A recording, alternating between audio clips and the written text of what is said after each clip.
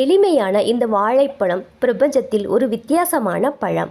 மா, பலா, வாழை என்று முக்கணிகளில் கடைசி பழமாக இருந்தாலும் மக்களால் தினம் விரும்பி சாப்பிடப்படும் முதல் பழம் வாழைப்பழமே. எந்த காலத்திலும் எப்போதும் எந்த இடத்திலும் கிடைக்கக்கூடிய இனிய பழம் இது. சுபகாரியங்கள் அனைத்திலும் முதலிடம் பெறுவது இப்பழம். உடலுக்கு உடனடியாக ஆற்றலை வழங்குகிறது. இது விளையாட்டு வீரர்களுக்கு மிகவும் பயனுள்ளதாக இருக்கும்.